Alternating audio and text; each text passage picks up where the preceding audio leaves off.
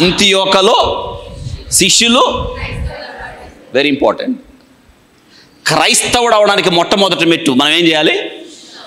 రేపు క్రిస్మస్ చేస్తారు అందరూ, గుర్తు ఇంకా పెడతారు పెద్ద స్టారు.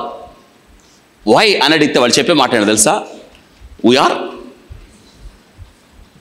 క్రైస్తవుడు కాదు. వాళ్ళు చర్చికి వెళ్ళే వాళ్ళు క్రైస్తవులు కాదు, బైబిల్ పట్టుకున్న వాళ్ళు క్రైస్తవులు కాదు, వేదిక మీద నిలబడి శిష్యురికం చేయకుండా వాక్యం చెప్పేవాడు క్రైస్తవుడు కానే కాదు. ఎందుకో తెలుసా?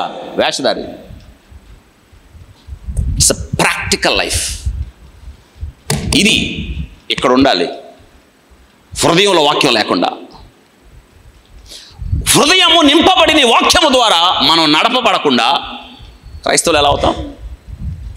చాలామంది ఊరికే అండి క్రైస్తవునండి నేను, నో, క్రైస్తవురాలనండి, కాదు కాదు కాదు కాదు. శిష్యురికం చేయాలి, ప్రభు పాద సన్నిధిలో కూర్చొని నేర్చుకోవాలి. డిసైపుల్ మాత్రమే క్రిస్టియన్ అవుతాడు. మొట్టమొదట శిష్యుడు అవ్వకుండా ఏమవ్వడు? ఇది గుర్తుపెట్టుకోవాలి. వింటున్నారా?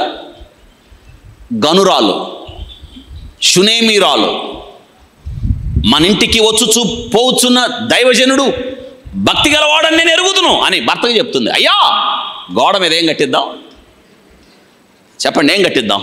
గది కట్టిద్దాం. గది కట్టించి ఏం పెడదాం? గదిలో ఏం పెడదాం?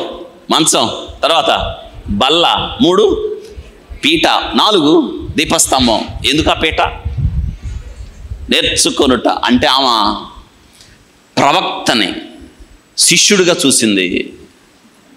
అందుకే దేవుడు చెప్తాడు, మోషే ఇశ్రాయేలీయులకి బోధించున్నట్లు నీ వచ్చి నా యొద్ద నేర్చుకో అని చెప్తున్నాడు.